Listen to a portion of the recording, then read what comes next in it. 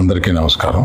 ఇప్పుడే హాస్పిటల్ ఐసీయూలో ఉన్న శ్రీతేజ్ ఐసీయూలో చూసి బయటికి వస్తున్నాను. డాక్టర్స్ అందరితోటి నేను మాట్లాడాను.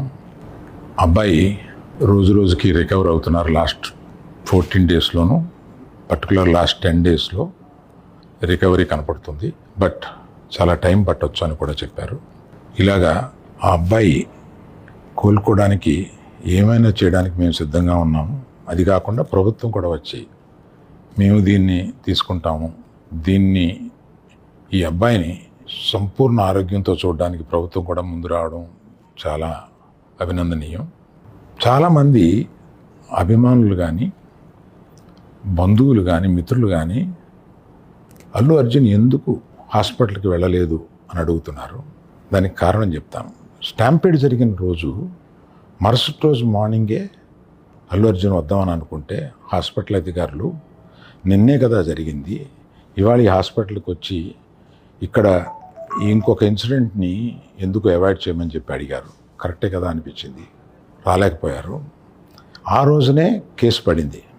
ఆ కేసులో పడిన తర్వాత మన legal team headed by Niranjan గారు strongly advised Bunny should not go to the hospital at all or meet the parents ఇట్లా అని చెప్పి గట్టిగా చెప్పారు.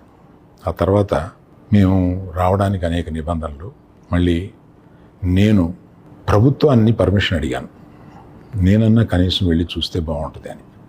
ఎందుకంటే ఓ రోజు బన్నీ బాధపడుతూ నేను చూడలేకపోయాను, నువ్వన్నా వెళ్ళి చూసిరా డాడీ అని అడిగాడు. నేను ప్రభుత్వాన్ని అడిగితే వారు పర్మిషన్ ఇచ్చారు.